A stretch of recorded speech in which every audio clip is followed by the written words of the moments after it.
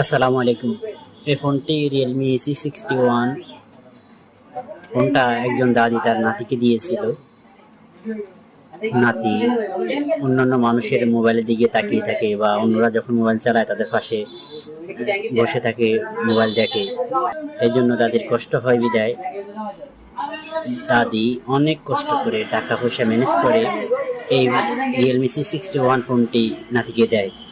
কিন্তু নাতি কি করলো? নাতি এই ফোনের একবারে 12টা বাজায় দিল। নাতিকে যে এত কষ্ট করে দাদি এই ফোনটা কিনে দিল, দাদির সেই সম্মান রাখলো না নাতি। আবার সেই দাদি আবার এই ফোনটা আমার কাছে ঠিক করতে আসছে, মেরামত করতে আসছে।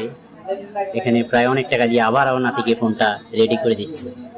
কি আর বলবো, এমনি এমনি পেলে যেমন মূল্য থাকে না, নাতির অবস্থা সেই হয়েছে।